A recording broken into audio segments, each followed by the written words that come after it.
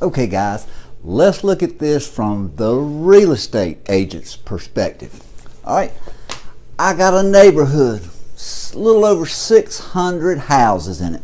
It's a cookie cutter neighborhood, 3 builders go in there and they have, plan X, Y, Z, whatever, and the same house is built over and over again. It's one of those where you could almost get lost going home, they all look kind of the same, but it's just a plain suburban cookie cutter neighborhood. And in this neighborhood there's 3 or 4 houses that are a little bit above everything else. Somebody's always got to be the nicest. Well, the house that I was getting ready to list, it wasn't the nicest house in there, but this house was really nice. I'm talking quality of construction and the location. It's within a block of the elementary school. It's within a block of the park. There's a greenway behind it, where you've got more privacy than anything else out there. The interior of the house, you've got the coffered ceilings, you've got crown molding everywhere. Upgrades are just everywhere. I mean, this house is awesome. The owners that bought it, they took that house and spent a little over $100,000 on improvements. They knew they weren't going to get their money back, but they wanted to get those improvements for their quality of life. So they knew they weren't going to get all their money back, but surely they're going to get some value for that money. So we take this house, we have this big meeting, and we decide that we're going to price it $50,000 above all the cookie cutter houses. Not a big deal. Somebody's going to get a really good buy. So this listing comes out. Guess what happens? Within 3 days, by the end of the weekend, the first of the week comes around, I got 4 full price offers. Now what does that mean?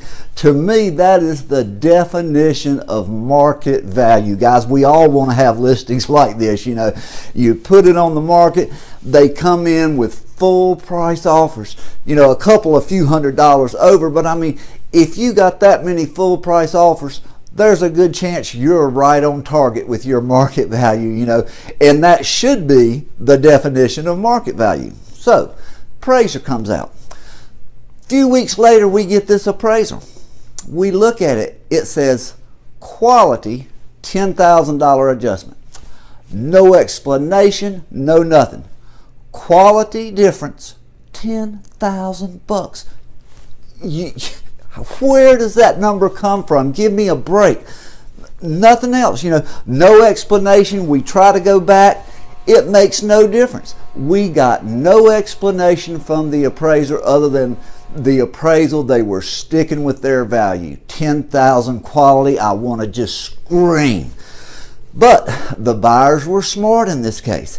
They knew it was a unique house, and they kind of anticipated there might be a problem. So they switched baits. Got another appraiser to go out there.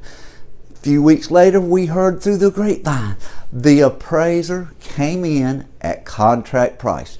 We're all doing a little dance. Okay, we're going to close. Everybody's making plans to move. We're all happy. This is the way this is supposed to work. The appraiser recognized you got all these offers. Maybe that's a good sales price. Maybe that's the way the market really does work. Well, guess what? Again, this time though, the underwriter cuts the appraisal by $30,000. Now guys, I got to tell you, I've been in this business as a realtor and an appraiser for like 25 years now. I've never met an underwriter. Has anybody ever met an underwriter? These people have more power in the appraisal process than anybody else. And often, the appraisers get called bad guys when it's really not the appraiser at all. It's the way the underwriter decides to change the appraisal. Yes, they have the power to change that appraisal. This time, the appraiser had used 2 of the cookie cutter sales and adjusted upward, and then used 2 sales from a different subdivision that had a little higher price lot values. Looked to me like they proved the value pretty well. But that underwriter said it was not proven to their satisfaction, cut the value $30,000. I got 2 appraisals and I can't close the house. Somebody please explain to me how that is logical. You know, we got a buyer. We got multiple buyers, actually. We got a seller. We got a buyer's agent, a seller's agent who all think that this price is reasonable. We gave them a list of the improvements that showed they spent over $100,000, and we still can't get this house to appraise. Now, you know, just because an appraiser can't find 3 perfect comparables, it doesn't automatically mean the value is not there. You know, just because something can't be proven on a piece of paper is not automatically indicative of the value not being there. This is a crazy system we're under. And anytime you got that many offers coming in, you know, market value should work. The appraisal system should work like that. In this case, even when the appraiser agreed with the value, the system still didn't let this go through. This house is back on the market. I'm going to get more offers. I hope I get a cash buyer this time. This is a crazy, crazy system, guys, and something has got to change.